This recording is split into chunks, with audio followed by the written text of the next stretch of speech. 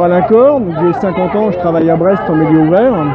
Et ce que je constate depuis plusieurs années, c'est que nos budgets de fonctionnement pour faire notre travail d'insertion auprès des personnes condamnées sont régulièrement en baisse, même si effectivement on a vu les personnels augmenter dans nos services, mais on doit en faire plus avec moins de moyens.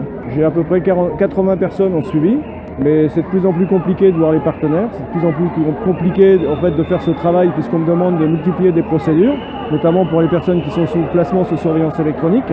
Et je me pose régulièrement la question, est-ce que je suis là uniquement pour faire des bons d'incarcération, pour faire du papier, de la paperasse, ou pour réellement essayer de proposer quelque chose aux magistrats et ne pas être que dans le contrôle, mais construire des projets pour éviter aussi que les gens récidivent.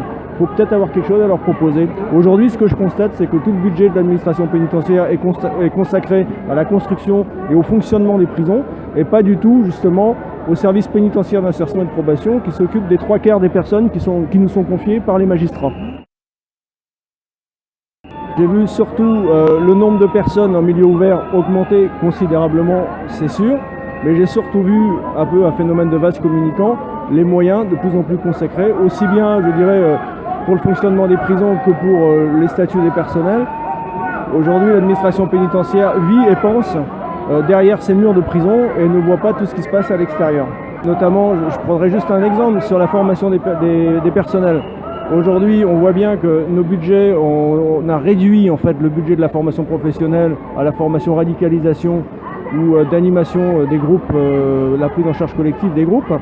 Mais tout ce qui pouvait concerner les formations de prévention, d'insertion, ce qui nous permettait de travailler avec nos partenaires pour coller le plus possible aux besoins de notre population et au bassin de population sur lequel je travaille, tout ça c'est réduit comme peau de chagrin. Et pire, aujourd'hui, j'ai même plus la possibilité de sortir. Et c'est moi qui suis enfermé derrière mon bureau, derrière les murs de mon bureau, parce que je ne peux plus aller travailler avec les partenaires. Aujourd'hui, c'est vrai que je suis plus comme dans une relation de contrôle. Ce sont des prises en charge sur des temps beaucoup plus courts.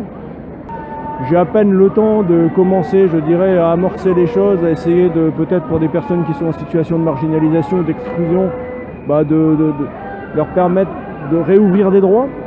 Et ce qu'on me demande surtout, ce que mon administration voit, c'est uniquement est-ce qu'ils sont capables de respecter un certain nombre d'obligations.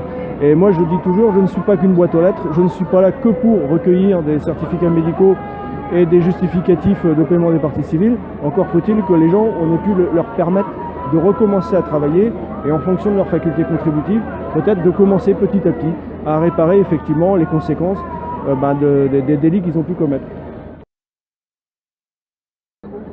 Aujourd'hui, prioritairement, ce qui m'a choqué, l'élément déclencheur, c'est que l'administration pénitentiaire ignore totalement les personnes, je dirais, qui sont suivies en milieu ouvert, ignore complètement les personnels qui suivent ces personnes. Et l'administration pénitentiaire, surtout avec les dernières déclarations que j'ai pu entendre de M. Urvoas, effectivement, qui reconnaît qu'il y a des manques énormes au niveau du ministère de la Justice.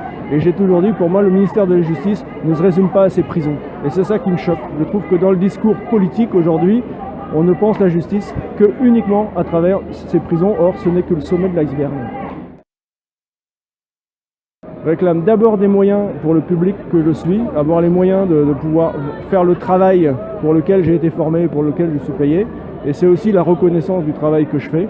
Parce que oui, je fais un travail d'ingénierie sociale, c'est vrai, je fais un travail de conception de projets, d'élaboration et d'évaluation de ces projets. Et c'est vrai qu'avec l'évolution de mon travail depuis une quinzaine d'années, je demande enfin la reconnaissance du travail accompli. Notamment des revalorisations indemnitaires, ça peut être aussi des revalorisations statutaires, comme pour les instituteurs à une époque. La reconnaissance, ça passe par le statut de la catégorie A, puisqu'il faut quand même regarder de près le travail que nous faisons pour être à un moment donné reconnu et arrêter d'être pris pour des roues de secours ou vraiment on a l'impression des fois d'être dans cette administration comme dans un wagon de 2e ou 3e classe.